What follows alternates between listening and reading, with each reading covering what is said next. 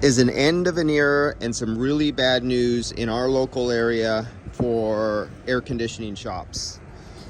I've told this many stories before.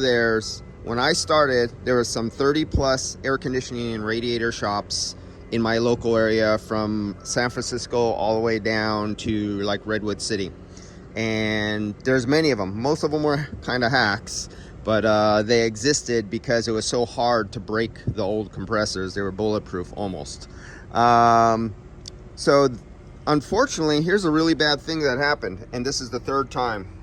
Let me zero in here. Contaminated refrigerant.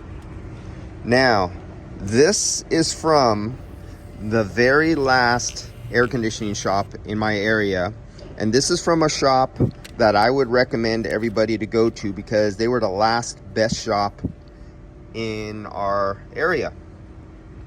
And this is the third time this has happened, and a few other problems, but this was the third time on contaminated gas from them, or they're totally substituting something else. They got one of those drop-ins, and because the sensors do not know every kind of gas, it might read it and display it as something else, but it might not actually be 134 NYF. It might be some substitute gas, and it just reads it up and spits it out as this mix.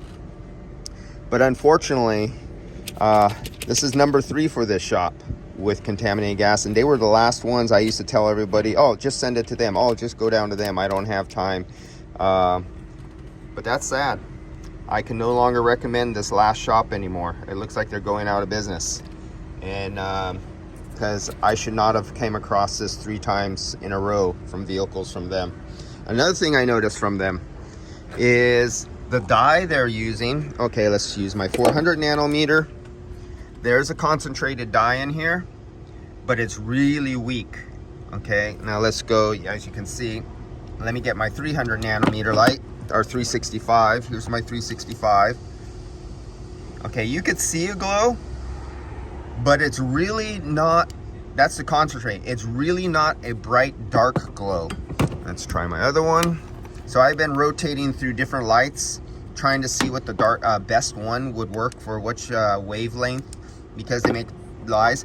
I think what they're using now, they must have a new owner, new manager.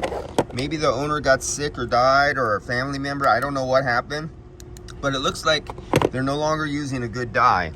This is like the pre-diluted oil that's already diluted. It's an oil, and it was already diluted down with the dye, and it's only meant to be used in an application when you have zero oil, a brand new system, and you're going to fill the system up with oil, with dye that's already pre-diluted down.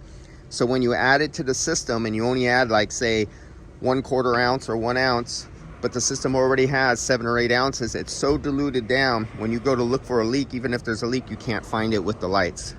That's lack of education. That's not RTFM. They're not reading the fucking manual. There's no excuse for this shit to come from a professional shop. That gotta go.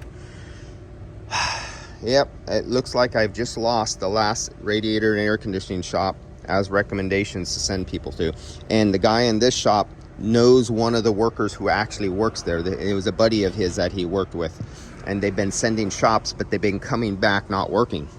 And yeah, well, this is what happens usually when shops get old and owners start getting too comfortable. They let other managers take over, and it's the death of a shop. That's really too bad. So there's no more last of the Mohicans standing. Oh, except me. I basically outlasted every shop in the San Francisco to Redwood City Bay Area. All right, I'll see you guys later. And that's it for this shop. They're toast.